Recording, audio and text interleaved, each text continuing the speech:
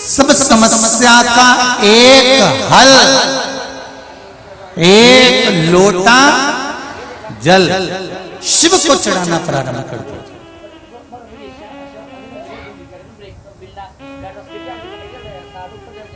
दुखी होना, शंकर के मंदिर चले जाओ। तकलीफ में होना, शंकर के मंदिर चले जाओ। शरीर में कष्ट हो रहा है ना, धीरे धीरे चले जाओ। शंकर के मंदिर जाना मत छोड़ना। तो यह विश्वास मानना, जब वो राजा श्वेत के प्राणों को भी बचा सकता है, जब वो राजा श्वेत के प्राणों को वापस ला सकता है, जब वो यमराज को भी मौत दे सकता है, जब वो मृत्यु देवी को भी मौत के घाट उतार सकता है, तो क्या वो तुम्हारे लिए केवल राजा श्वेत कर क्या रहा था? राजा श्वेत ने कोई मंत्र पढ़ा, राजा श्वेत ने कोई मृत्युंजय मंत्र पढ़ा, राजा श्वेत ने कोई पंचाक्षर मंत्र पढ़ा, राजा श्वेत ने कोई श्री शिवाय नमस्तुभ्यम मंत्र पढ़ा, राजा श्वेत ने कोई मंत्र का स्मरण करा? नहीं, राजा श्वेत केवल शंकर भगवान पर जल चढ़ा रहा था। राजा श्वेत भगवान शंकर का अनुमोदन कर रहा था। राजा श्वेत शंकर भगवान का श्रृंगार कर रहा था। राजा श्वेत शंकर जी के मंदिर में झाड़ू और पोछा लगा रहा था। राजा श्वेत शंकर भगवान को चंदन लगा रहा था। राजा श्वेत मात्र एक लोटा जल चढ़ा रहा था। कोई मंत्र, कोई तंत्र, कोई विद्या, कोई साधना राजा श्वेत नहीं जानता था। केवल शंकर भगवान को स्नान करा रहा था और उसकी मृत्यु की घड़ी आ गई थी, प्राण छूटने का समय आ गया था और यमदूत ने अपने दूतों को भेज दिया था। और उस समय पर जब यमदूत आए तब भगवान शंकर के गणों ने उसको भगा दिया। यमराज ने कहा तुम वापिस आ गए? हाँ, वहां पर शंकर जी के गण अंदर नहीं जाने दे रहे। यमराज ने तुरंत अपनी बेटी मृत्यु देवी को भेजा कि मौत तो डायरेक्ट जाओ, डायरेक्ट मार दे। तो मृत्यु देवी आई तो कार्तिकेय ने मार दिया। फिर आया यमराज तो शंकर भगवान ने उसको मार दिया। अंत में रोते रोते सूर्य नारायण भगवान आ गए कि मेरा बेटा मर गया, मेरी पोती मर गई। और शंकर भगवान ने मार दिया। मेरे बेटे ने गलती क्या करी थी? मेरे बेटे को तो आज्ञा दी गई थी ब्रह्मा जी की कि इनका अंतिम समय हो गया, उठा कर लिया। तो मेरे बेटे ने क्या गलती करी थी? शंकर भगवान ने कहा तुम्हारे बेटे ने एक गलती करी कि शंकर भगवान कहते हैं मेरे ऊपर जब जल चढ़ रहा था तो तुम्हारे बेटे ने उसको मृत्यु कैसे दे दी, इसलिए तुम्हारे बेटे को मारा गया है। जल, एक लोटा जल सारी समस्या का हल है।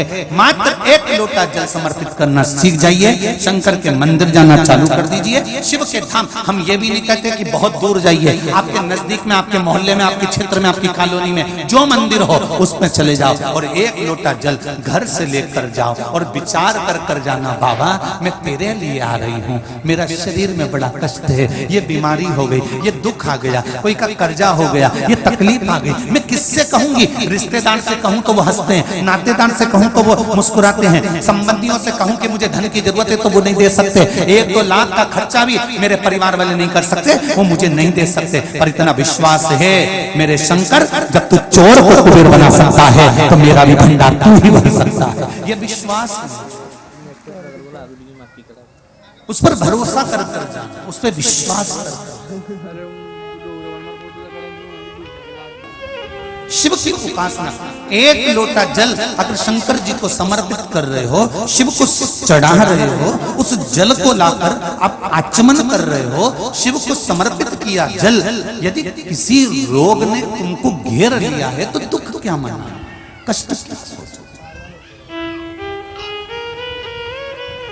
मैंने तेरे ही भरोसे बाबा, तेरे भरोसे हवा विच उड़ती जावांगी बाबा, डोर हथों छड़ी नामे कटी जावांगी। भगवान से प्रार्थना करो, अगर थोड़ा दुख आ जाए, थोड़ी तकलीफ आ जाए, थोड़ा कष्ट आ जाए, थोड़ी बीमारी आ जाए, थोड़ा कर्जा भी बढ़ जाए, तो हमें अपने को सोचना नहीं, बहुत टेंशन लेके जिंदगी जीना नहीं। सामने अगर परीक्षा भी आई है ना, इंटरव्यू भी है ना, कोई बात भी अड़ गई है ना, तो भी अपने को सोचना नहीं।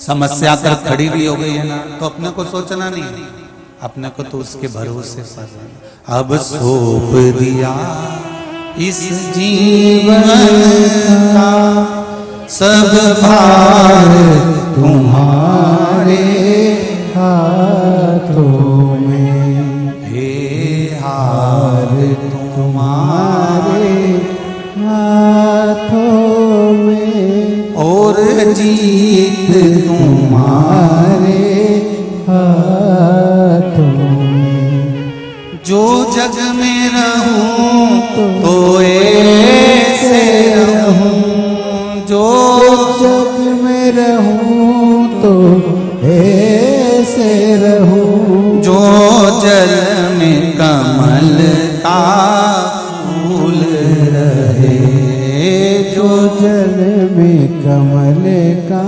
फूल रहे।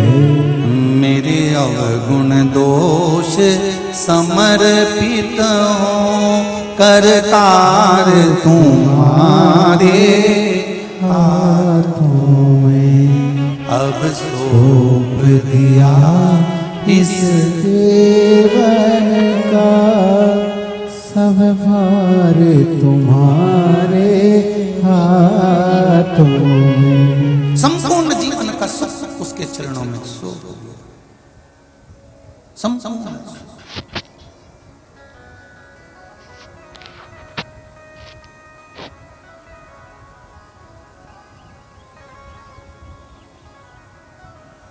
अब क्या विचार करना उसमें।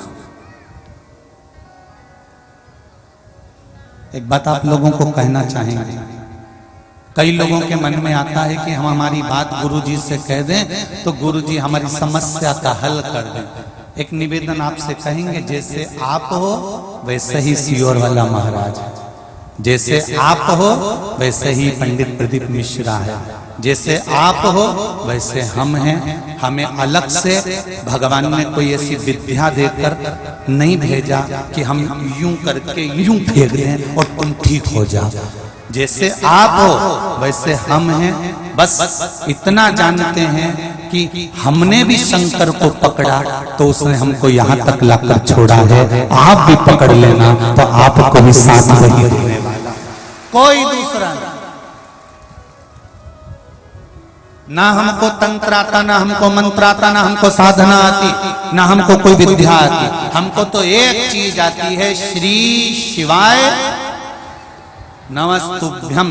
और ये श्री शिवाय नमस्तुभ्यम मंत्र कोई कहीं से हम इसको ढूंढ कर लेकर नहीं आए। ये तो शिव महापुराण की कथा गीता प्रेस गोरखपुर की विद्येश्वर संहिता में अगर आपको ना मिले तो जिस शिव पुराण को हम पढ़ते हैं उसका ही हम फोटो दिखा देते हैं कि इस पुराण में से आप निकाल लेना और दूसरी पुराण नहीं, इस पुराण में से निकाल लेना और इसी पुराण में से निकालकर इस मंत्र को विद्येश्वर संहिता में गीता प्रेस गोरखपुर की में वेद व्यास जी ने लिखा है कि श्री शिवाय नमस्तुभ्यम वो मंत्र है जिस मंत्र की गणना कोई नहीं कर सकता और उस मंत्र के बल पर सब कुछ हो सकता।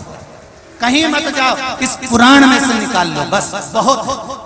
अगर कोई पूछे कि ये श्री शिवाय नमस्तुभ्यम मंत्र कहां से आ गया, ये सियोर वाला महाराज कहां से ढूंढ कर लेकर आ गया, तो आप बता देना कि गीता प्रेस गोरखपुर में से विद्येश्वर संहिता में से निकालिए और कहीं नहीं, संस्कृत पढ़ने की जरूरत नहीं, हिंदी में से निकालिए और निकाल कर उस मंत्र का स्मरण करना चालू कर दीजिए। कोई आपसे पूछे कि महाराज कहां कहां से बोलते हैं, तो हमने आजकल बोलने से पहले बताना चालू कर दिया कि हम इस पुराण में से बोल रहे हैं जिससे आपको ढूंढने में दिक्कत ना, आप ढूंढ सको।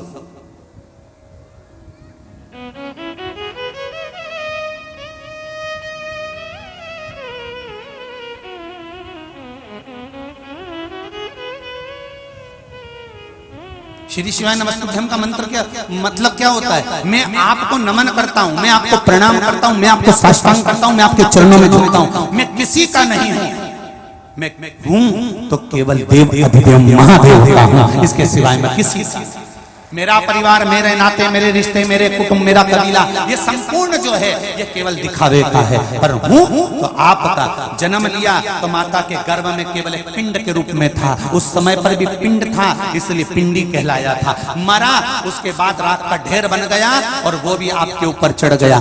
जिंदा हूं आपके बल पर, मरा आपके बल पर, जन्म लिया आपके बल पर, माता के गर्भ में उल्टा लटका हुआ था, ना भोजन कर सकता था, ना हिल सकता था, न डुल सकता था, ना सुन सकता था, ना खा सकता था, पर पेट माता के गर्भ में भी आपने भरा है और जन्म आपने दिया है, तो इतना विश्वास है कि मेरी नैया को आप डूबने नहीं दोगे, क्योंकि आप देवाधिदेव महादेव हो। मुझे विश्वास है कि आप डूबने नहीं।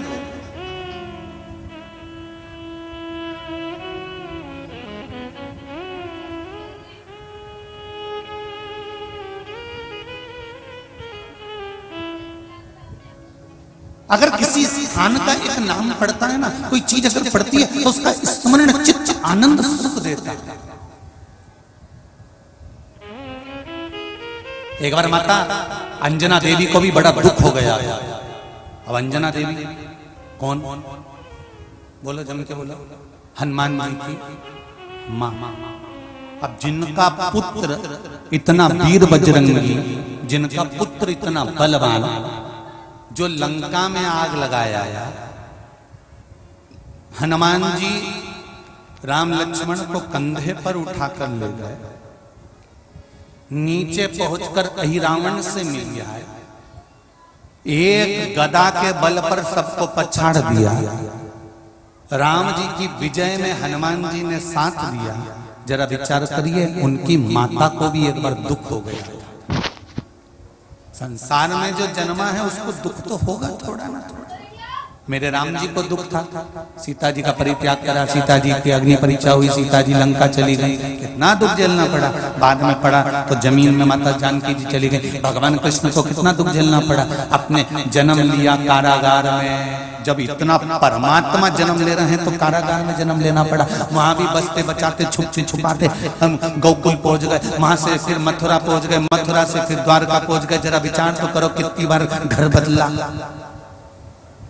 अब इनको किसने कहा था कि तुम्हारा घर अच्छा नहीं, इसमें वास्तु दोष है तो बदल दो?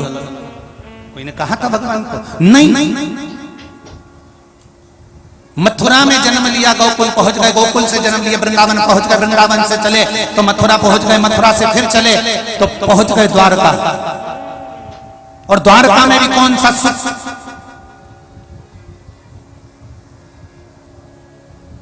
सत्यभामा कहती है मैं सुंदर हूं, रुक्मणी कहती है मैं सुंदर हूं, जामवंती कहती है मैं सुंदर हूं।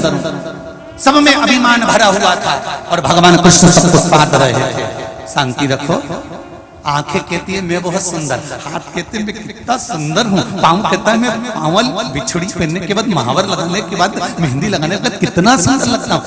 नासिका कहती है मैं लौंग पहनने के बाद कितनी सुंदर लगती है। कान कहते हैं मैं कुंडल पहनने के बाद कितना सुंदर लगता हूँ। नैनों में सुरमा लगाने के बाद नैन कितने सुंदर लगते हैं। ये शरीर 16,108 रानियां भगवान कृष्ण की है, शरीर की 16,108 नाड़ियां हैं।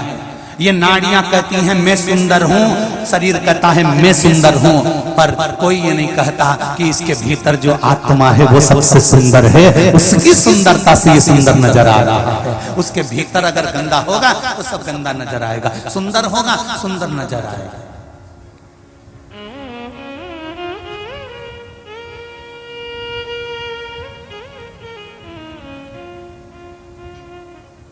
हनुमान जी राम जी के साथ आ रहे हैं, अयोध्या वापिस जा रहे हैं लंकाधिपति रावण को मारने के बाद। नर्मदा पुराण का ये सुंदर चरित्र, इस चरित्र को नर्मदा पुराण में लिखा गया, जिसको बोला जाए, पढ़ना हो तो उसमें से निकाल सकते। हनुमान जी मेरे राम जी के साथ पुष्पक विमान में बैठकर चल रहे, और हनुमान जी जब पुष्पक विमान में बैठकर मेरे राम जी को लेकर चले, चलते चलते बीच में अंजना माता दिखी तो मेरे राम जी तुरंत हनुमान जी बोल दिए राघव जी से, प्रभु प्रभु। राम जी ने कहा क्या बात है? ये मेरा गांव है। ओ, राम जी ने कहा मैं आपके गांव को नमन करता हूं, आपकी भूमि को प्रणाम करता हूं। जिस भूमि पर आप जन्म लिए हो, जितने लोग गांव छोड़कर पूना, मुंबई, बेंगलोर, दिल्ली, नांदेड़, ना जाने कहां कहां, नोएडा,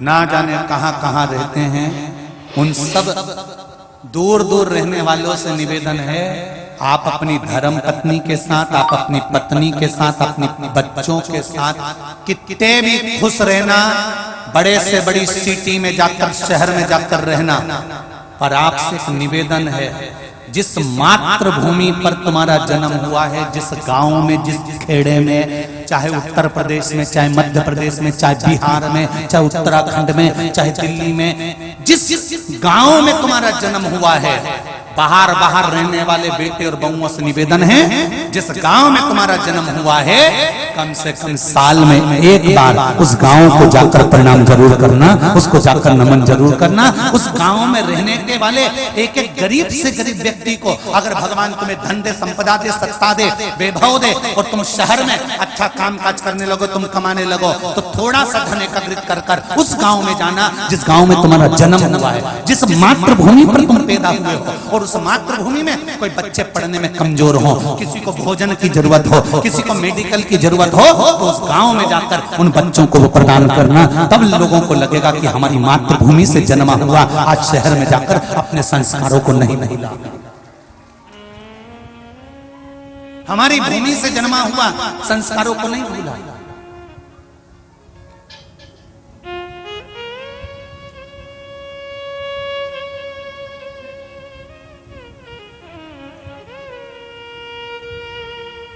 बद्री प्रसाद जी, रविकांत जी, सोनी जी को मैं धन्यवाद दूंगा, आपके बेटे शैलेश जी को धन्यवाद दूंगा। आज सुबह में मैं कह रहा था, कथाएं बहुत होती हैं, पर कुछ कथाएं दिल लूट लेती हैं। उस कथाओं में एक हाले कोसा की कथा कर कर आया था, गांव के अंदर गांव, गांव के अंदर गांव, गांव के अंदर गांव, गांव के अंदर गांव, और जंगल के अंदर एक गांव था हाले कोसा, जिसमें साहू परिवार ने कथा कराई थी, उसने दिल लूट लिया था। एक सोनी परिवार कथा करा रहा है, दिल लूट लिया,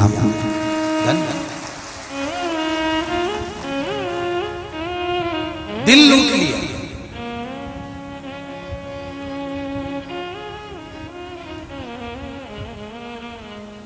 रात को सोनी परिवार के जितने भी यहाँ पर जो कार्यकर्ता काम कर रहे हैं, चाहे वो आरएसएस के हों, विश्व हिंदू परिषद के, हिंदुत्व के, बजरंग दल को, आजाद भारत के हों, जितने भी समाजों के भी लगे हुए हैं, अन्य अन्य समाज के सब कार्यकर्ता सवेरे 7:30-8 बजे यहाँ पर घूमते हैं। जो पंडाल में रात को रुकने वाले हैं उनको भोजन का टोकन दे देते हैं, और रात को फिर आकर भोजन का टोकन दे देते हैं, और भोजन कराकर रात को पूछने आ जाते हैं, आराम तो है, पानी की बोतल भर दें, मेडिकल वाले मेडिकल के पूछने आ जाते हैं। धन्यवाद देता हूँ साहब आपको, ऐसे यजमान मिलना बहुत कठिन है साहब, बहुत कठिन।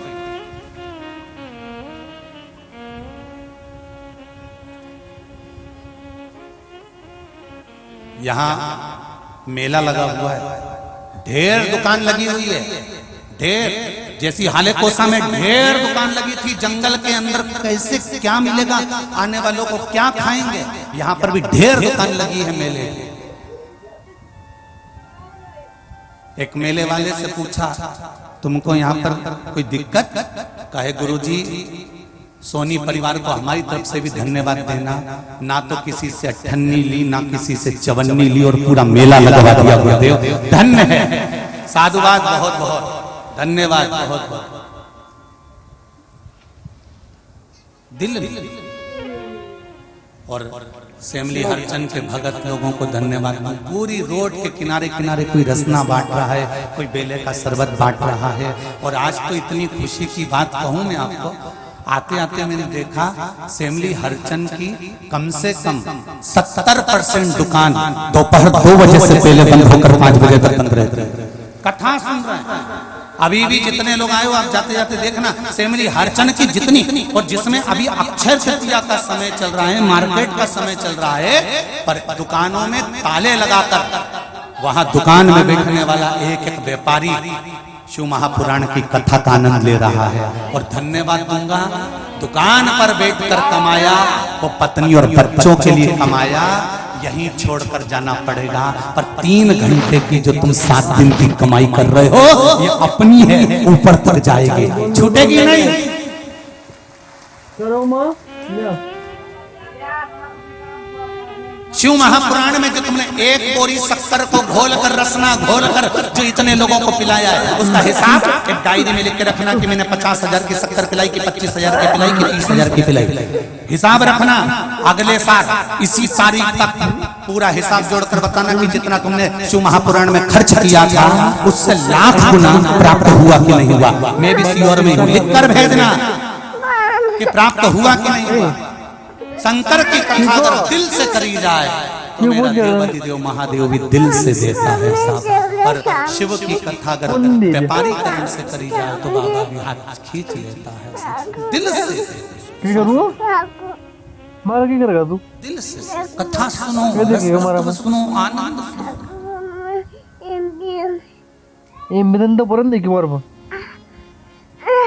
तो पूरे मेरे खत्म कर देगा ना बेटा वो ये नहीं सूरज अंकल गए नहीं ये मौका नहीं मिलेगा बेशक का। सूरज को चुराओगे नाम है चुराओगे नाम होगा बहुत आनंद के साथ सूरज चुराओगे नाम है हेम दियो हेमंत नाम है एक दिन और कौन उन्हें भी दादी ने उन्होंने पकड़ दे गया भोले बीजे भवर मत छोड़ना मेरे बाबा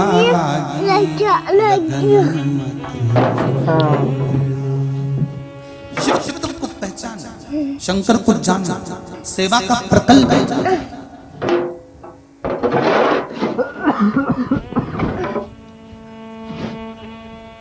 ये कब आएगी हमने देखना तो वीडियो जाओ की दुनिया खड़ी कर दी क्या बड़ापन कीजिए हटिए गाड़ी खड़ी कर दो क्या कहेगा तू चलिए गाड़ी खड़ी कर दो और हाँ इसमें चीजों कोई कह रहा था गुरु जी कथा भी आपने सेमली हरचन में दी कहीं हाले कोसा में दे देते हो छोटे छोटे गाँव में कहाँ वहाँ व्यवस्था हो पाती है कैसे व्यवस्था हो पाती है। यही कथा आपको पीपरिया दे देना था बाबई दे देना था नर्मदापुरम दे देना था इटारसी दे देना था शहर लगे हुए थे वहाँ दे देना था। कहाँ सेमली हरचन हमने कहा अब एक बार एक काम करो तुम शहर में कथा कराते हो और एक गाँव में जो कथा कराता है एक बार उसकी गाँव की कथा कर देखना यहाँ टेंट के साथ दिल मिल जाएगा। यहाँ आओ तो पधारो वो कहते हैं पधारो हमारा देश आओ। एक बार माता अंजना देवी के भी हृदय में दुख उत्पन्न हो गया क्यों ना हो। आज माता अंजना देवी को देखकर हनुमान जी ने कहा ये मेरा गांव है। राम जी ने उसको प्रणाम किया आपका गांव है हाँ अपने जन्म स्थल को अपनी जन्मभूमि को भूलना मत।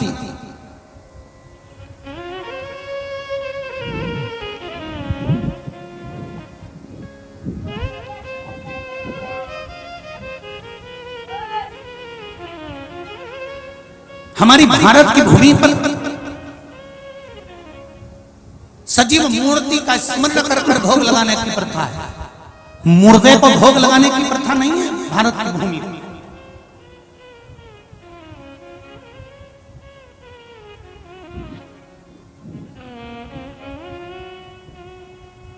आप में से जितने लोग बैठे हैं एक बात बताना जरा अच्छे से हो। तुम्हारे मोहल्ले में कोई मर जाता हो मुर्दा पड़ा हो तो कोई मिठाई का डब्बा लाके उसको भोग लगा के खाता है क्या? अरे बोलो तो अरे अच्छे से बोलो रे सिमरी हरचन बाबा नहीं ना। कोई मुर्दा पड़ा है कपड़ा ढका है और उसके पास में तुम मिठाई लेके आओ के नी काका जी के भोग लगाऊंगा उसके बाद और मुर्दे को भोग लगा के कोई खाता नहीं ना। सनातन धर्म के अंतर्गत मुर्दे को भोग लगाकर नहीं खाया जाता। दूसरे धर्म के अंतर्गत मुर्दे को भोग लगा के भले खाते। समझ जाना मैं बोलूंगा नहीं उतने में समझ जाओ। हमारे सनातन धर्म में मुर्दे को भोग लगाकर नहीं खाया जाता, तो फिर दूसरे धर्म में जाकर मुर्दे को भोग लगाकर क्यों खाते हो? सनातन धर्म सजीवता का भाव है। सनातन धर्म सजीवता को प्रकट करता है। अगर आपकी माता जी हैं, पिताजी हैं, तो उनका जब जन्मदिन आए आप उनका हाथ मिठाई के डब्बे पर लगवाओ और वह मिठाई बांटिए, सजीवता का सुख होगा। मंदिर जाओ, देवी देवता को भोग लगाओ, बांटिए, प्रसाद का एक आनंद बढ़ेगा। हमने कथा में, रतलाम की कथा में कहा था कि अगर शंकर जी के मंदिर में जा रहे हो, बेलपत्र समर्पित कर रहे हो, तो ब्राह्मणों से भी निवेदन करा था कि ब्राह्मण लोग बेलपत्र अगर कोई डाल डाल के जाए, डाल डाल कर जाए, तो उसको निर्माल्य समझकर फेंकना नहीं है। उस बेलपत्र को ले जाकर कचरे के डब्बे में डालना नहीं है। उस बेलपत्र को लेकर नर्मदा जी या गंगा जी में मत डालना, किसी नदी को अपवित्र मत करो, डाल डालकर उसमें कचरा मत डालो। उस बेलपत्र को उठाओ, धो, सुखाओ और सुखाने के बाद उसका पाउडर बनाओ और उस बेलपत्र का पाउडर बनाकर, पुड़िया बनाकर जब तुम्हारे मंदिर में कोई दर्शन करने आए तो वो बेलपत्र का चूरा देना प्रारंभ कर दो। शुगर, बीपी और ब्लड प्रेशर सब बराबर होना चालू हो जाएगा। घुटने का दर्द अपने आप जाना चालू हो जाएगा, क्योंकि बेलपत्र में वो औषधि होती है कि वो सारे तत्वों को सुखी कर देती है।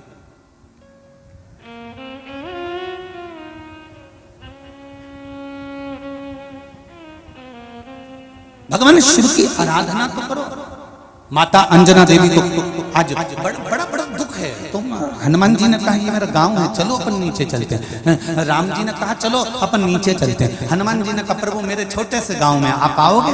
क्यों नहीं आऊंगा। भगवान छोटा गांव, बड़ा गांव नहीं देखता, मेरा परमात्मा तो इतना देखता है कि तेरा दिल कितना बड़ा। भगवान को गांव से कोई मतलब नहीं दादा। गांव तो तुम देखते हो। लड़का सर्विस वाला होना चाहिए,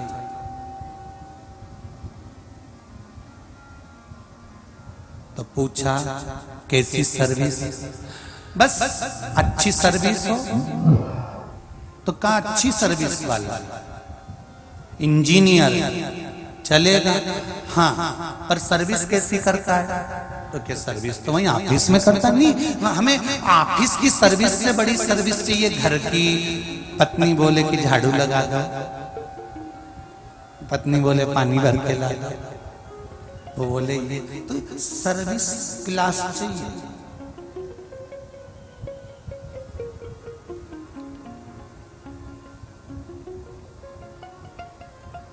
कभी कभी सोचने में आता है, कभी आप भी सोचना। चिड़िया देखिए आप लोगों ने? अरे बोलो तो जम के देखिए। हमें ये समझ में नहीं आता चिड़िया कौन से कॉलेज में पढ़ी थी और इसने कौन सी इंजीनियरिंग की पढ़ाई करी थी कि चिड़िया अपना घोंसला बनाती है तो एक एक तिनका चुन चुन कर लाती है, कहां कैसे फंसाना है, किस तरह से घोंसला बनाना है। ये चिड़िया को कौन से इंजीनियरिंग कॉलेज में प्रवेश मिला था जहां वो सीख के आई थी? और क्या सुंदर घोंसला बनाती है चिड़िया, ऐसा सुंदर गोल गोल गोल गोल बनाती बनाती, पीछे से चपटा करती करती, अंदर से एकदम क्लीन बनाती बनाती, कितना सुंदर घोंसला बनाती। ये समझ में नहीं आता चिड़िया कौन से कॉलेज में पढ़ने गई थी। तुम्हें मालूम है उस कॉलेज का नाम? चिड़िया कौन से स्कूल में पढ़ने गई थी जहां सारे इंजीनियर फेल हो जाते हैं? वहां चिड़िया अपना घोंसला बनाती है एक एक तिनके से जोड़ जोड़ कर। क्या सुंदर बनाती है कि कोई इंजीनियर भी उसको नहीं बना सकता। चिड़िया किसी कॉलेज में पढ़ने नहीं गई, चिड़िया परमात्मा के कॉलेज में पढ़ी है और दिल से जो चीज बनाई जाती है उसकी आगे इंजीनियर भी फेल हो जाते हैं। दिल से बनाया आपको और हमको किसी इंजीनियर ने नहीं बनाया, भगवान ने अपने दिल से बनाया है। मैं कमलाबाई को बना रहा हूं, तो लक्ष्मी जी बोली अच्छा बना ना हो। भगवान बोले दिल से बनाऊंगा तो चिंता मत कर।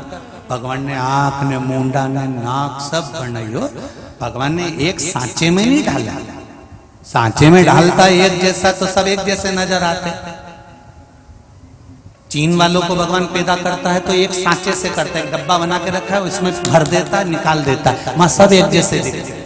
पर भारत के लोगों को भगवान एक सांचे में कभी नहीं डालता। भगवान को मालूम है ये मेरी भूमि है, इसको भारत माता कहते हैं, इसके लिए मुझे डब्बा और सांचा बनाने की जरूरत नहीं, सबका निर्माण मैं हाथों से करूंगा। कमला अलग बनाई तो बिमला अलग बनाई, यहाँ बेटी कितनी सारी, एक एक भेरू का मुंडा देखो, सब अलग डिजाइन का मिलेगा।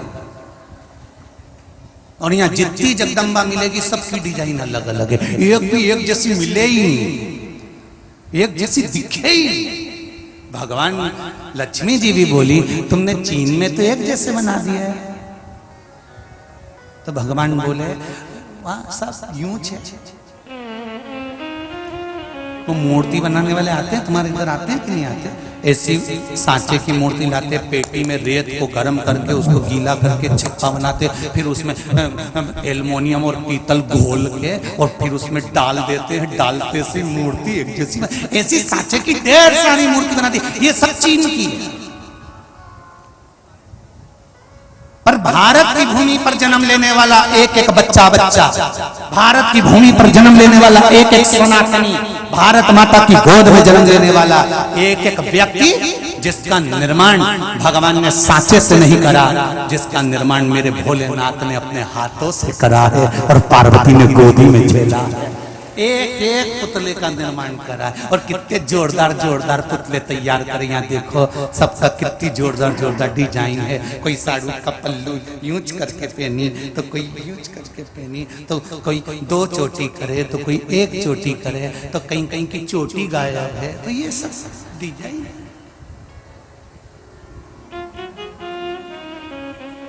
अब हमसे ही लोग कहते हैं गुरुजी तुम पंडित हो, तुम्हें चोटी रखना चाहिए। हमने कहा है ही नहीं। हमने तो कई बार विचार करा कि थोड़ा बढ़ जाए तो रख लें, जहां से बढ़ते वहीं से गायब हो जाते, तो फिर अब चोटी भी कैसे रखे? तुम बता दो, कोई डिजाइन हो तो दूसरी मना नहीं।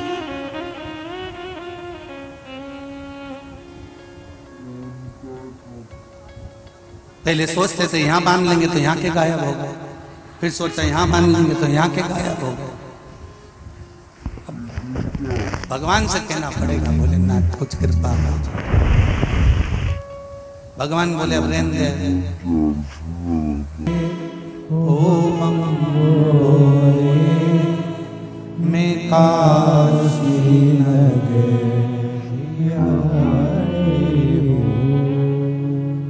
श्री शिवाय नमस्तु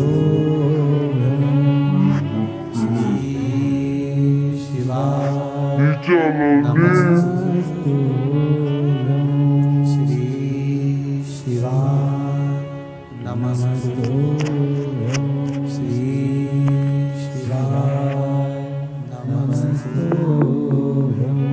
हर हर महादेव। भगवान शिव से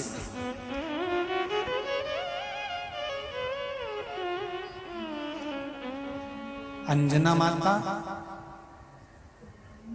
के पास मिलने के लिए हनुमान जी राघव जी को लेकर चले। अपनी मातृभूमि को प्रणाम जरूर करो, जहां जन्मे हो उसको नमन जरूर करो, उसके लिए कुछ कुछ करो।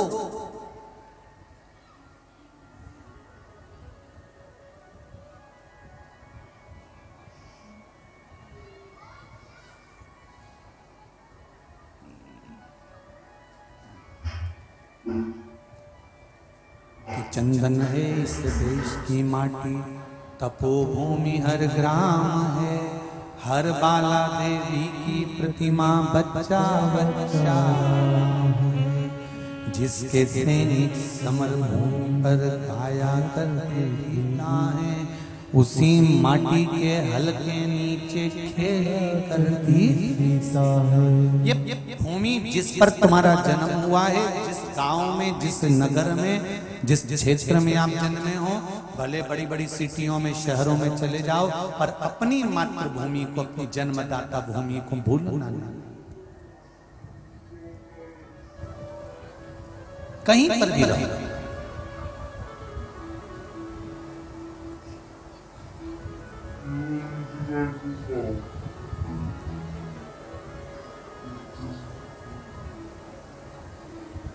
आज सुबह 10 बजे ऑफिस में फोन आया कि गुरुजी की कथा हमको ना जाने कहाँ का देश का नाम बोला था, विदेश में रखना। तो ऑफिस से फोन आया कि गुरुदेव वो कथा की बोल रहे हैं और विदेश में कथा रखना है। हमने कहा देश में कमी पड़ रही है।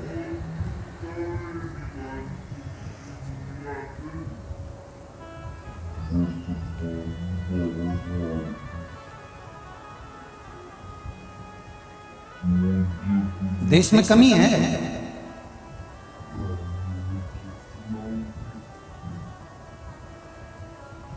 वहां भारत के लोग जो नौकरी करने जाते हैं वो केवल धन के चक्कर में जाते होंगे, ज्यादा मिल जाएगा, पैकेज अच्छा मिल जाएगा, पर भारत माँ की गोद जैसी और भारत माँ की स्वतंत्रता जैसी और भारत माँ की माटी जैसी माटी दुनिया में कहीं कहीं मिल सकती, कहीं नहीं। इसलिए पहले भी कथा में कहा, अमेरिका में मरोगे तो डेड बॉडी कहलाएगी, एक्सपायर। विदेश में कहीं पर भी मरोगे तो डेड बॉडी कहलाएगी, एक्सपायर कहलाओगे।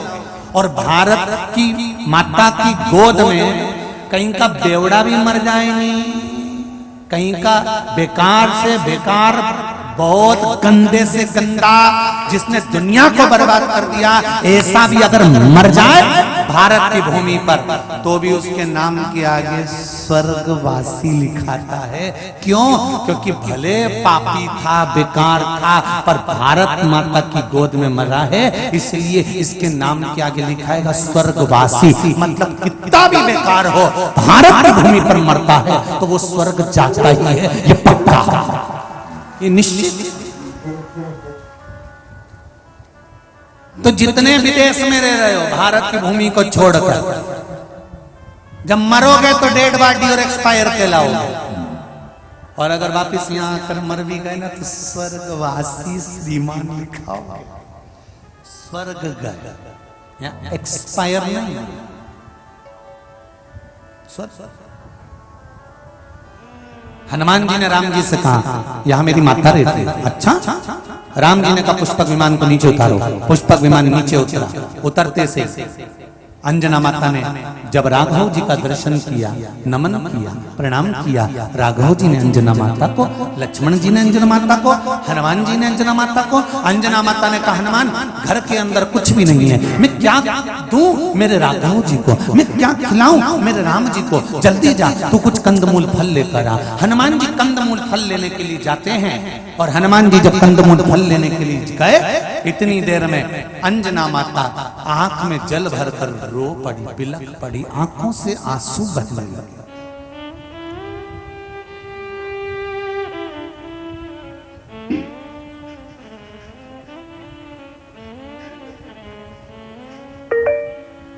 नर्मदा पुराण कहती है अंजना माता रो रही थी। राम जी ने पूछा मां क्यों रो रही हो, क्या हो गया ऐसा? आज हनुमान ने मेरे दूध को लज्जित कर दिया।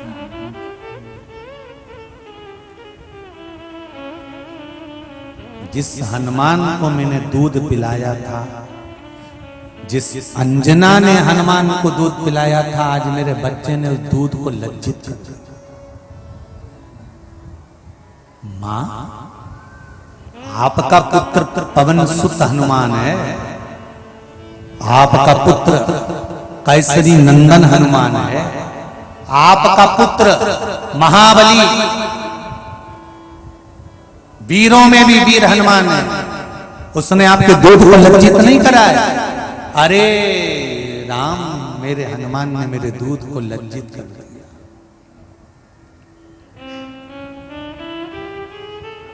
आज मैं बहुत दुखी हूं। मां तो तू रो क्यों रही है?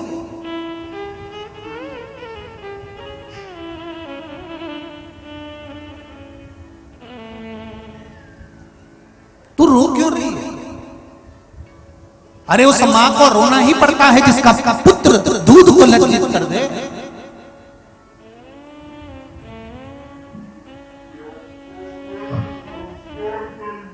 एक बात अपनी जिंदगी में उतार कर रखना भाई, सनातन धर्म में पैदा हुए हो, सनातन धर्म की माता के स्तन का दूध पान करा, भारत की भूमि पर जन्मे हो, प्रयास करना इस सनातन धर्म की, चाहे भारत माता हो, चाहे घर की माता हो, चाहे बहन बेटियां हो, इनको लज्जित मत होने देना जिंदगी में। इतना ध्यान रखना, इतना ध्यान रखिएगा।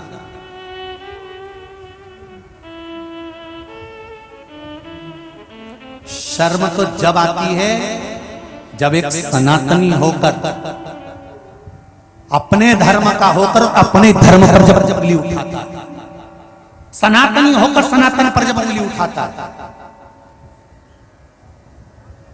तब शर्म आना चाहिए। थोड़ा सा पानी अगर होए तो चुल्लू में भर लो ने डूबी जी। सनातन धर्म का होकर सनातन धर्म पर जब उंगली उठाए तब दुख उत्पन्न होता है। आज रो रही है माता अंजना, आंखों से आंसू बह, मां तू रो रही, मेरे दूध को आज लज्जित कर दिया हनुमान जी ने। क्या लज्जित कर दिया? तो मां कहती है, अंजना कहती है, अरे राम, मैंने हनुमान को दूध पिलाया था और हनुमान का दूध पिया हुआ वो साधारण नहीं हो सकता, मेरे स्तन का दूध वो कमजोर नहीं पड़ सकता। हनुमान चाहता तो मैंने जो दूध पिलाया था उस दूध का बल इतना प्रबल था कि हनुमान जाता और सीता को लेकर आ जाता, रावण को मार गिरा देता, रावण को मार गिरा देता।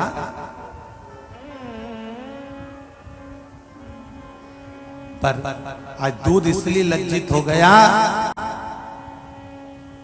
कि हनुमान सीता को लेकर नहीं आया, रावण को मार नहीं गिराया, और मेरे राम को अयोध्या से लंका जाना पड़ा। आज मेरा दूध लज्जित हो गया। इतने में तो लक्ष्मण जी बैठे थे, हंसने लगे। ओह, लक्ष्मण जी को थोड़ा सा अभिमतता था, थोड़ा सा अभिमान। लक्ष्मण जी को हंसी आ गया। लक्ष्मण जी थोड़े से अहम में आ गए थे, तो लक्ष्मण जी ने मन में सोचा, बताओ, अपने दूध का बखान कर रही है माँ, ये बूढ़िया में तो अक्ल ही नहीं रही है, इस बुजुर्ग में तो इसकी अक्ल चली गई, इसकी बुढ़िया की तो बुद्धि चली गई। खुद का बखान कर रही है, खुद के दूध का बखान कर रही है, खुद के वैभव का बखान कर रही है। लक्ष्मण जी ने मन में सोचा, इसमें अक्ल नहीं बची, इसमें विवेक नहीं बचा। अंजना माता ने आंख का आंसू पोंछा, लक्ष्मण जी की ओर देखा, तो लक्ष्मण जी की ओर देखकर अंजना माता ने विचार करा कि लक्ष्मण को अहंकार आ गया, इसको लगता है कि मेरे दूध में कमी रह गई और मैं अपना बखान खुद कर रही हूं।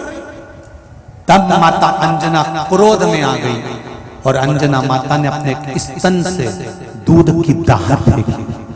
जो स्तन से दूध की धार फेंकी, सामने एक विशाल पर्वत था। उस पर्वत में दूध की जब धार पड़ी तो पर्वत के दो टुकड़े हो गए और उस दूध की धार से एक नदी प्रकट हो गई, जिसको दूधी कहा गया। जहां नर्मदा जी जाकर उससे मिली तो दूधी नदी का संगम कहला गया। वो साधारण नहीं है।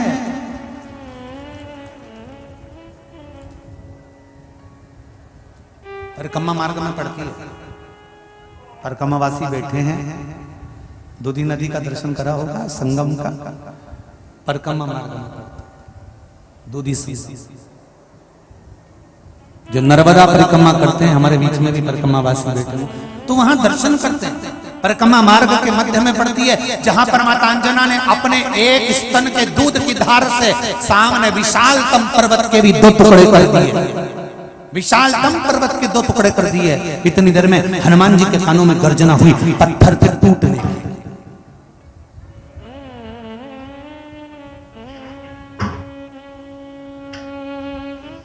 पत्थर के टूटने की गर्जना हुई। हनुमान जी दौड़ कर आए, माँ क्या हुआ? माँ कहती है, हनुमान तूने मेरे दूध को लज्जित करा। लक्ष्मण जी को विश्वास नहीं हुआ कि मेरे दूध का बल कितना प्रबल है। तब लक्ष्मण जी अंजना माता के चरणों को पकड़ लिए, माँ क्षमा कर दे, तू तो मेरी माँ है, मैं जान नहीं सकता एक माँ अपने बच्चे को जो दूध पिलाती है उस दूध का बल कितना होता है, समझ नहीं सकता।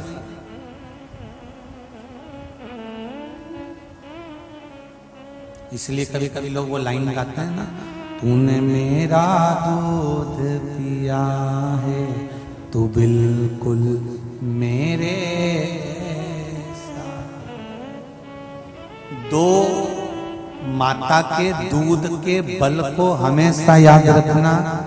एक, जिस माता ने तुमको जन्म दिया उस माता के दूध के बल को, और दूसरी तुम्हें बड़े होने में जिस माता ने अपने बच्चे का दूध छुड़ाकर तुमको दिया वो गौ माता के दूध के बल को याद रखना। दो माता के दूध को भूलना नहीं।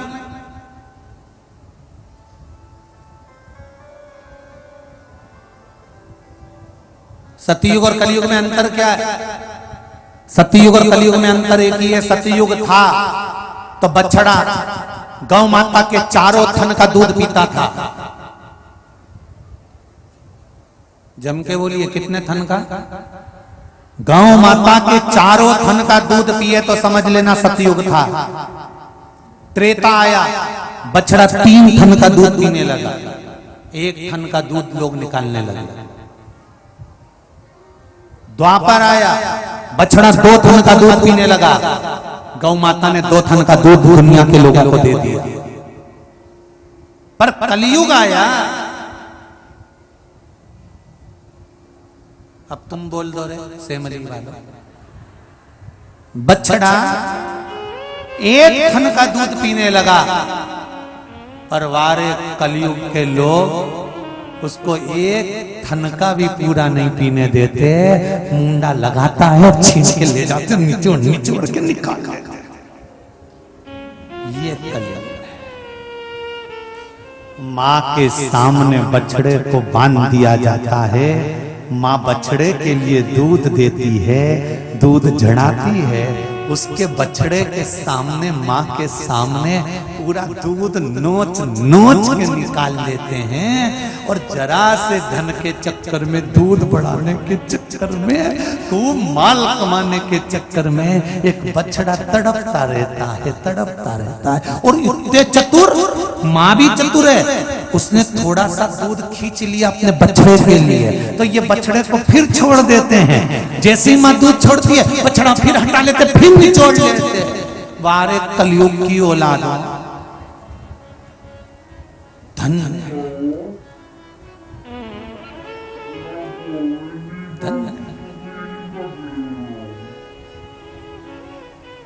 जरा विचार करिए, कितनी कितनी दयनीय होगी गौ माता जिसके बछड़े के सामने पूरा दूध निचोड़ा। सतयुग था, 4 थन का दूध गौ माता पीती थी। त्रेता आया, 3 थन का दूध पीती थी। द्वापर आया, 2 थन का दूध बछड़े पीते थे। अब आया कलयुग, 1 थन का दूध बछड़े पीते हैं, पर वो 1 थन का दूध भी बछड़ों को नहीं मिल पाता। गौ माता पूरा तुमको दे देती है कि तुम सुखी रह लो। बस एक निवेदन गौ माता करती है कि मैं अपने चारों थन का दूध तुमको दे रही हूँ, बस इतनी कृपा करना कि मुझे किसी कसाई के हाथ में मत छोड़ देना। ये गौ माता विनती करती है, किसी कसाई के हाथ में मत।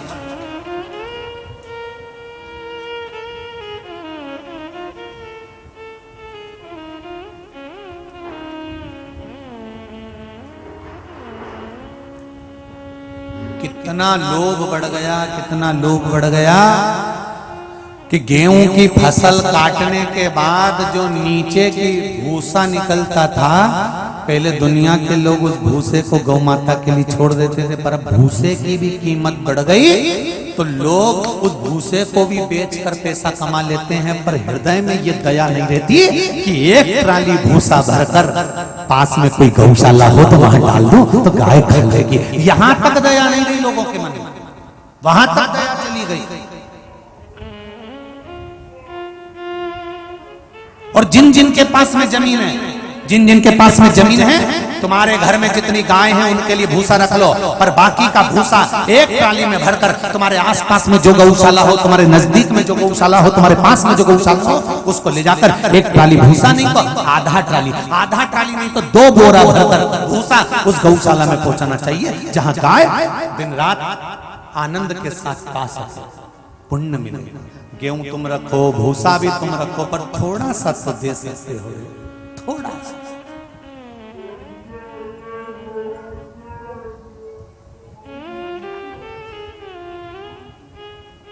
थोड़ा सा प्रदान करो,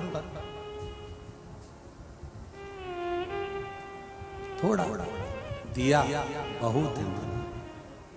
अंजना माता के चरण लक्ष्मण जी ने पकड़े हैं, मां क्षमा करना। आज हनुमान जी से नर्मदा जी कह रही हैं कि हनुमान तू मेरे जन्म का चरित्र पूछ रहा है, जहां तेरी माता का स्मरण भी मैंने करवाया है वो साधारण सी धरा नहीं। लक्ष्मण जी ने जब चरण पकड़े तब अंजना माता ने एक ही बात कही, लक्ष्मण अगर तुम्हारे भीतर अभिमान आ गया है तो एक बार नर्मदा जी का चरणारविंद का स्मरण करो, नर्मदा का एक बार स्नान कर लो, लक्ष्मण तुम्हारा अभिमान चले जाएगा। लक्ष्मण जी कहते हैं माँ वो नर्मदा कहाँ मिलेगी? तब अंजना माता ने आवाज लगाया, नर्मदे ओ नर्मदे। जो आवाज लगाया नर्मदा जी अंजना माता से मिलने के लिए आई। जो दूध की धार बही थी दूधी नदी, उससे नर्मदा का संगम हो गया, मिलना हो गया। लक्ष्मण जी ने स्नान करा। नर्मदा जी का स्नान करने से क्या मिलता है? दुनिया के लोग पूछते हैं। शिव महापुराण की कथा कहती है, स्कंद पुराण कहती है, वायु पुराण कहती है, बरहा पुराण वामन पुराण कहती है कि नर्मदा, मात्र नर्मदा जी का नाम लेने से, मात्र नर्मदा जी के जल में डुबकी लगा लेने से वैराग्य उत्पन्न हो जाता है। फिर लक्ष्मण जी के भीतर अहंकार नहीं रहा, वैराग्य तब हो गई। अब क्या रखा है संसार? ये नर्मदा परिक्रमा करने जो निकलते हैं इनके भीतर क्या रहता है? कोई धन नहीं, कोई दौलत नहीं, कोई सत्ता नहीं, कोई सामान नहीं, बस नर्मदे हार, माँ कल्याण कर, माई नर्मदा, माई नर्मदा, माई नर्मदा, माई नर्मदा करते करते करते करते चले जा रहे, चलते जा।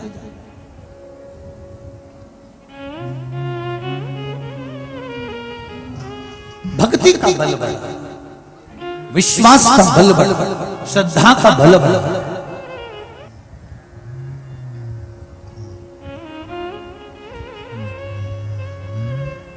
दिल से करो तो शंभो शरणे मांगू दुख काटो, दया करी निदर्शन आपो। सभी लोग अपनी जगह पर आनंद के साथ बैठे बैठे स्मरण करते हुए दिल की बात शिव जी से कहेंगे। श्री शिवाय नमस्तुभ्यं। 5 बार मंत्र बोलेंगे और अपने मन की बात शंकर जी से दिल से। श्री शिवाय नमस्तुभ्यं। जो बच्चे लोग खड़े वो भी बैठ जाओ, बैठ कर बोलो। जितने बच्चे खड़े हैं ना आसपास में माताओं के पास में, वो भी बैठ कर बोलो और बाबा से विनती करो, निवेदन करो अपने हृदय की बात कि बाबा मैं इसलिए कथा सुनने आई हूं, मेरे कथा सुनने का कारण ये है,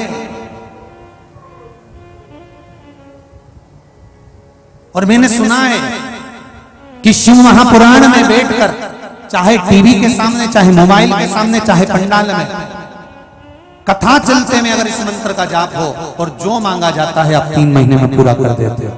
ये इतने पत्रों का ढेर लग रहा है, ये पत्र सब आप ही के तो हैं, आप ही के। एक पत्र में कितना दमदारी की बात लिखी है वो भी सुनो, देखो।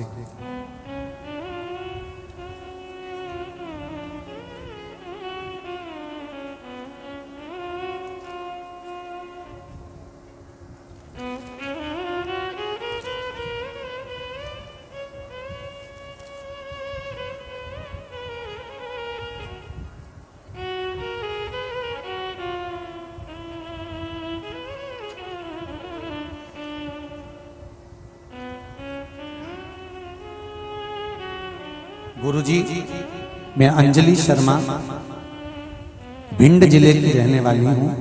फिलहाल मेरे पति की जॉब पिपरिया में है, तो मैं यहीं पिपरिया में रहती हूँ। अंजलि जी कहीं बैठी हो तो दोनों हाथ हिला दीजिए। अंजलि शर्मा भिंड की रहने वाली, कहीं बैठी हो तो हाथ हिलाइए। इधर पीछे है क्या कहीं? जहां बैठी हो खड़े होकर हाथ हिला दीजिए। अंजलि जी शर्मा। गुरुदेव, मेरी शादी को 4 साल हो गए थे, कोई संतान नहीं है। मैंने 6 महीने पहले ग्वालियर में डॉक्टर को दिखाया, उसने मेरे दोनों ट्यूब ब्लॉक बताया, कह दिया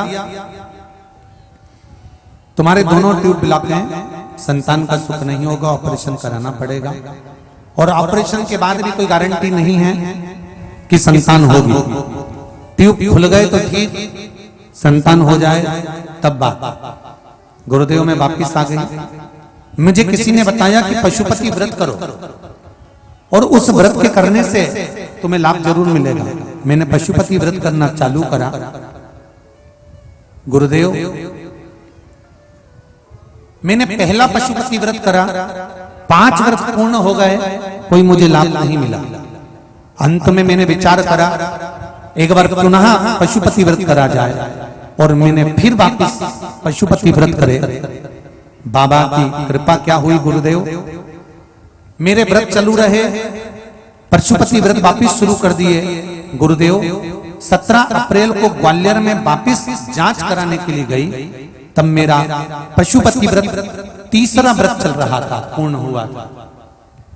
और शंकर जी से कहकर गई, गुरुदेव भगवान भोलेनाथ, मैंने सुना है कथा में कि शिव पृथ्वी पर है, मृत्यु लोक में है, पृथ्वी पर विराजमान है, तो बाबा ऑपरेशन की जरूरत ना पड़े और मेरे दोनों ट्यूब खुल जाएं, ऐसी कृपा कर दो। बाबा की कृपा से 3रा व्रत पूर्ण करते से ही मैं जांच कराने के लिए गई, और बाबा की ऐसी कृपा हुई कि बिना ऑपरेशन के मेरे दोनों ट्यूब खुल गए। अब मुझे संतान का सुख बाबा की कृपा से है। ये शिव की कृपा, ये शंकर की। तेरी कृपा बिना न हिले एक भी,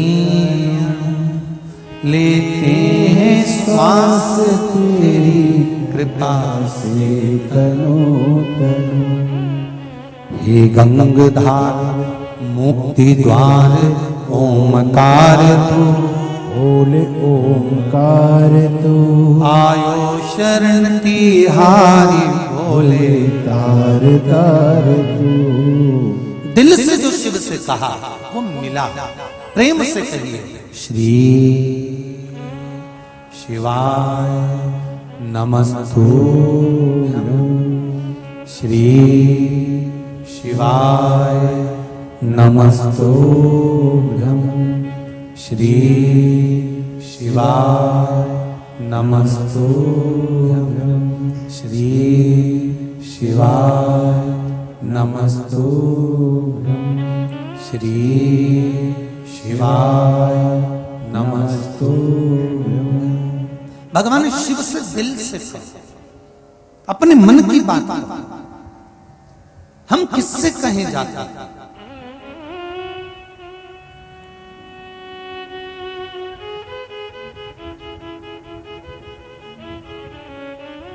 कथा में कहा था कल, अंधकासुर के प्राण छूट गए, माता पार्वती मैया क्रोध में आ गई। मां जगतजननी पार्वती के नैनों से जल बहने लगा, मेरा पुत्र मर गया। जिसको मैंने बेटा माना था मेरा पुत्र अंधकासुर चले गया। भगवान कह रहे हैं वो अंधकासुर असुर था, उसका मरना जरूरी था।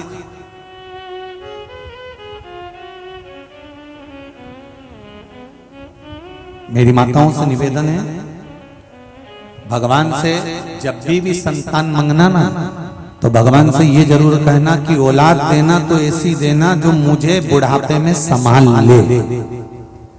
ऐसी मत देना कि 2 रोटी के लिए भी धुतकार दे, ऐसी नहीं चाहिए,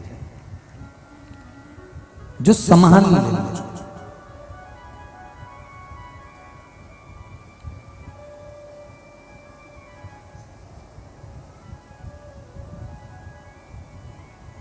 पूत सपूत तो की धन संचय और पूत कपूत तो की धन संचय। बेटा सपूत होगा कितना भी जोड़ लो उसको जरूरत नहीं है, अगर सपूत है ना खुद जोड़ ले। और बेटा अगर कपूत होगा तो कितना भी जोड़ कर चले जाना, सब रात मिला जाना और अपनी जिंदगी अलग अपन बर्बाद कर लो। बच्चों के लिए जोड़ो, बच्चों के लिए जोड़ो, बच्चों के लिए जोड़ो, खुद नहीं खाए जोड़ की जाए। साड़ी आती जाए मायके से ये पेटी में धर दी जाए, बहू को दूंगी बेटी को दूंगी, अच्छी होगी तो पहन लूंगी, और अच्छी होगी तो बहू को दे दूंगी, और अच्छी होगी तो बेटी को दे दूंगी। साड़ी थोड़ी सी भी गड़बड़ होगी तो कथा सुनने जाऊंगी तो भागवत जी पे चढ़ा दूंगी।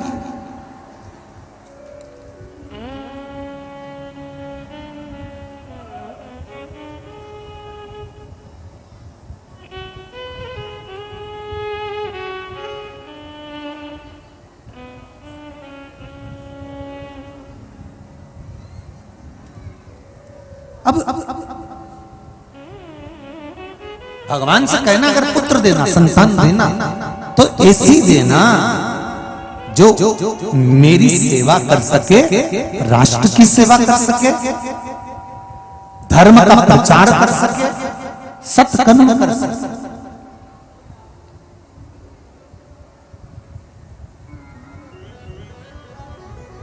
और भगवान से कहना धन देना तो ऐसा देना जिससे जिंदगी में एक बार शिव महापुराण की कथा हो सके, ऐसी कृपा।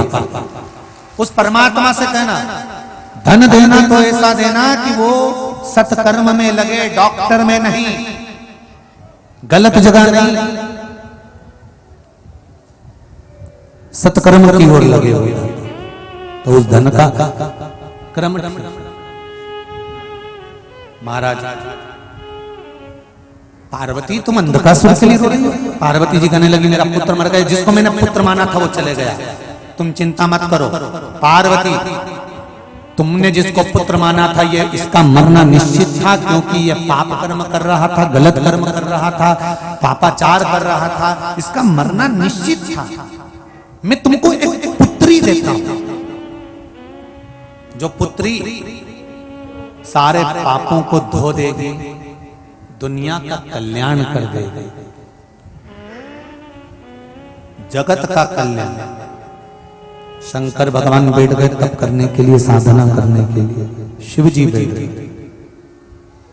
और जब भगवान शंकर तप साधना करने के लिए बैठे और उधर पितृलोक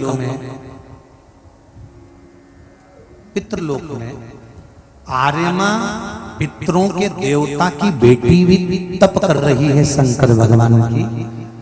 तो आर्यमा ने भोलेनाथ जी से विनती करी, प्रभु संपूर्ण विश्व के कल्याण के लिए आप एक पुत्री को जन्म देने वाले हो, प्रकट करने वाले हो, तो एक काम क्यों नहीं करते, मेरी जो पुत्री आपकी आराधना कर रही है, इसी पुत्री को आप मृत्यु लोक में प्रकट क्यों नहीं कर लेते।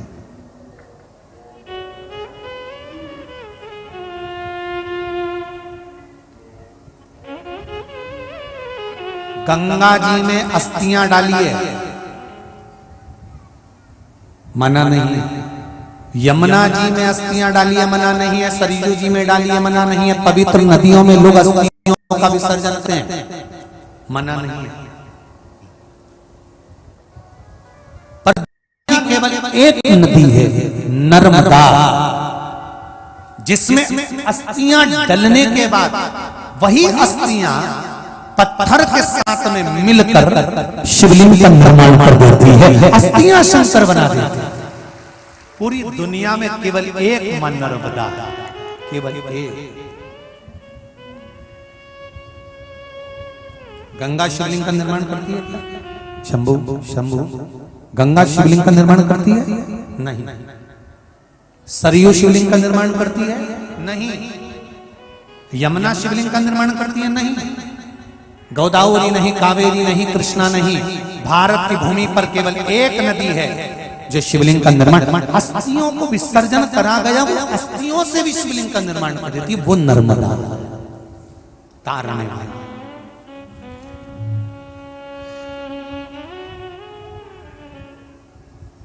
महाराज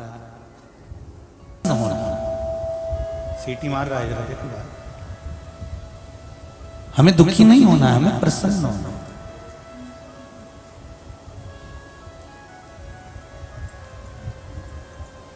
अगर दुख की घड़ी में भी आपके चेहरे पर प्रसन्नता है, दुख की घड़ी में भी आपके चेहरे पर मुस्कुराहट है, तकलीफ के समय पर भी यदि आपके चेहरे पर एक आनंद की अनुभूति है, तो भगवान देवाधिदेव महादेव भी कहेगा अगर दुख झेलने के बाद भी ये प्रसन्न है तो इसके दुख को समाप्त कर दिया जाए, इसको प्रसन्न ही कर दिया जाए।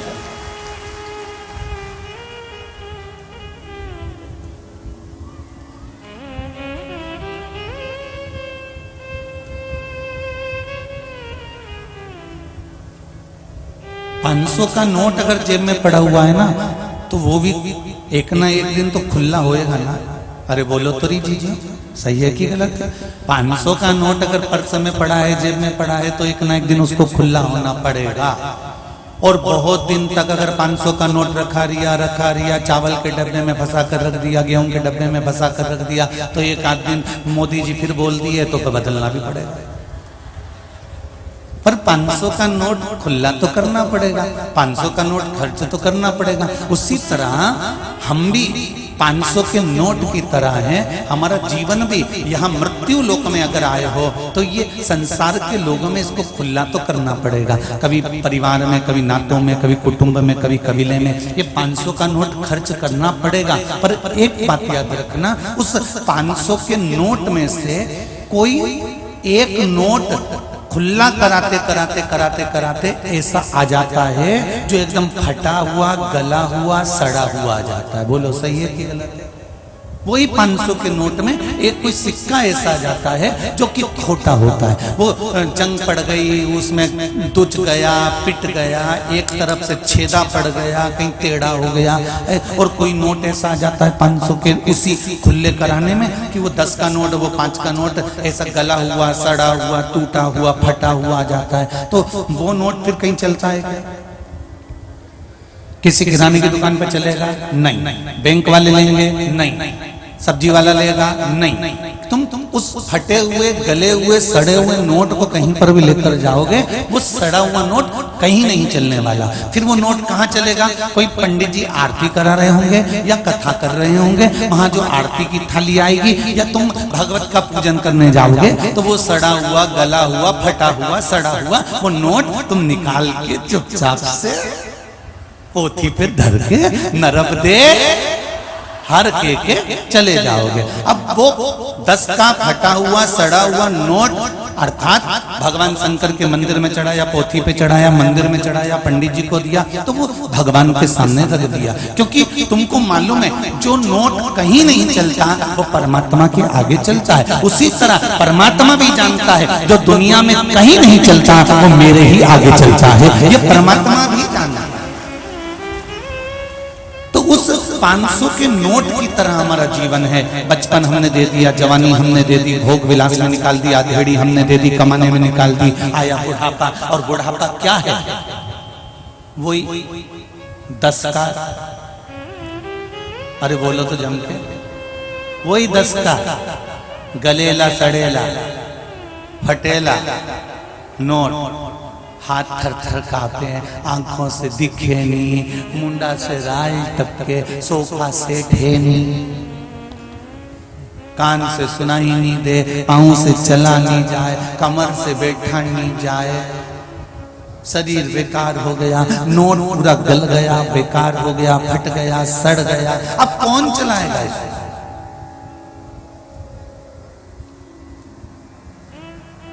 कौन साधेगा इस नोट को?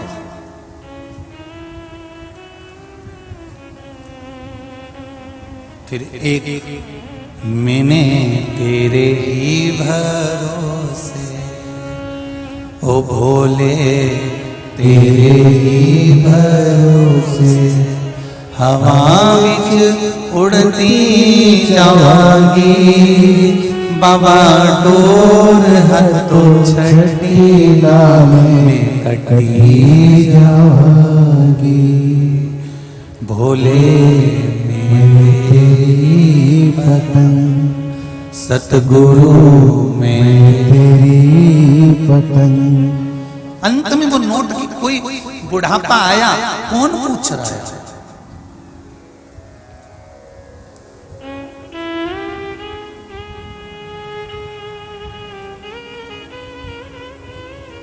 बारिश निकलने के बाद छाते को कौन पूछता है? अरे बोलो तो जी जी कहीं थोड़ी बहुत गर्मी में पूछ ले तो पूछ ले, नहीं तो छाते के कोई पूछे? बारिश निकलने के बाद छाता भी बोझा लगने लगता है। उसी तरह बचपन जवानी अधेड़ी निकलने के बाद जब तुम कमाना छोड़ देते हो तो संसार में तुम भी बोझा दिखने लगते हो। और गर्मी में छाते की कभी कभी जरूरत पड़ती है। उसी तरह तुम्हारे पास नोट की थोड़ी सी गर्मी होगी तो तुम्हारी जरूरत घर के लोगों को पड़ सकती है।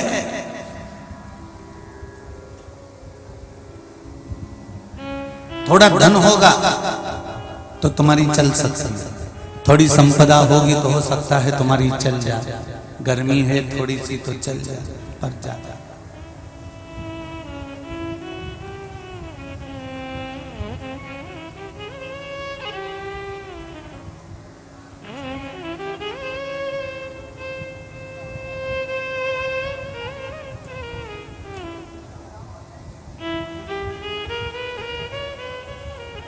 महाराज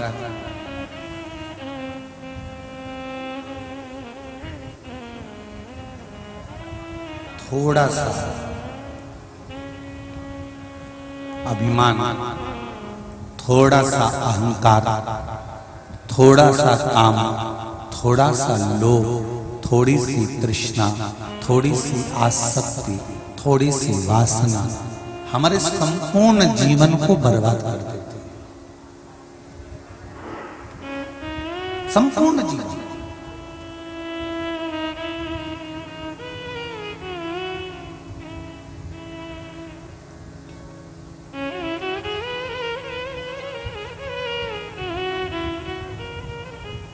बचपन गया ना, जाने दो।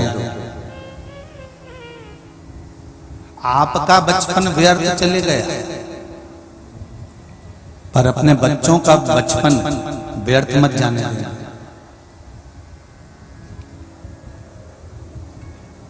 अपने बच्चों के बचपन को व्यर्थ मत जाने देना।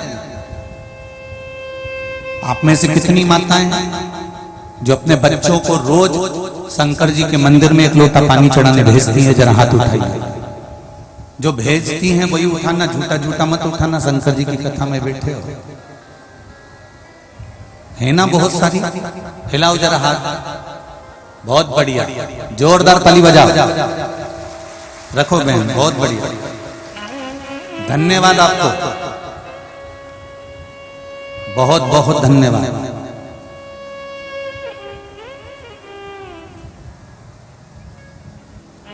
छोटे छोटे बच्चों को, अपने घर के बच्चों को संस्कारवान बनाने का प्रयास करो।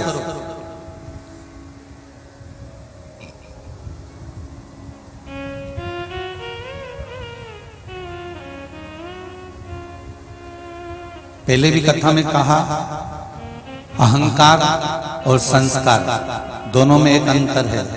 अहंकार में व्यक्ति दूसरे को झुकाना जानता है और संस्कारवान व्यक्ति दूसरे के आगे झुकना जानता है। दोनों में केवल एक अंतर है, जिसमें संस्कार होते हैं, जिसमें सभ्यता होती है, जिसमें मर्यादा होती है, जिसमें संस्कारों की उपज होती है, वो संसार के हर व्यक्ति के सम्मुख में थोड़ा झुककर चलता है, प्रणाम कर कर चलता है। काका जी नमन करता हूँ, ताऊ जी नमन करता हूँ, भाभी जी नमन करता हूँ, वो जीजी नमन करता हूँ। जिसको मिलेगा ना वो उसमें एक नम्रता का लक्षण रहेगा, उसमें एक नम्रता का भाव रहेगा।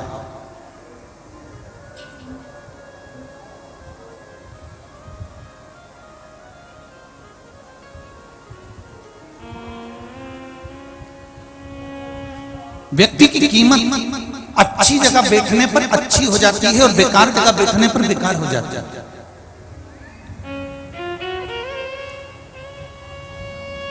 मक्खी सब्जी के ऊपर बैठती है, तुलती है, तो मक्खी की कोई कीमत होती है क्या? वही मक्खी जिसमें सोना तुलता है, उस सोने के ऊपर जाकर बैठ जाती है, तो सोने पर बैठते से ही मक्खी की कीमत बढ़ती कि नहीं बढ़ती? अपने आप बढ़ जाती है, क्योंकि मक्खी भी 50,000 रुपए तोला की हो जाती है, बैठ गई सोने पर, कांटा ऊंचा नीचा हो गया और मक्खी की कीमत बढ़ गई। उसी तरह आप कहाँ बैठ रहे हो, कैसा भजन कर रहे हो, कैसा सत्संग कर रहे हो, कैसे लोगों के साथ रह रहे हो, किनके घर में जाकर बैठ रहे हो, किनके साथ बैठ रहे हो, आपकी कीमत आप स्वयं बना सकते हो। एक बार जरा देखना, एक बार सुनार की दुकान पर जाकर बैठना, सोने चांदी वाले की दुकान पर जाकर बैठना, कितना आदर मिलेगा। कपड़े वाले की दुकान पर जाकर बैठो, कितना आदर मिलेगा। आओ जीजी, बैठो जीजी, जाओ साहब जीजी के लिए पानी लाओ, जाओ साहब जीजी के लिए चाय लाओ, बोलो साहब क्या दिखाऊं, ये साड़ी देख लो साहब, ये कपड़ा देख लो साहब, लो ये अंगूठी देख लो साहब, ये बाली देख लो साहब, कितना आदर मिलता है। और कभी वो बेवड़ों की दुकान पे जाके देखना, कभी वो मदिरा वालों की दुकान पर जाकर देखना, पूरा कांच से बंद, इतना सा छेद, उनमें भी हाथ डाल दे कहीं का नहीं बजा। सब्जी की दुकान पर जाकर देखना, कोई तुमसे कहेगा आओ जीजी, बैठो जीजी। ये जितनी फालतू की दुकान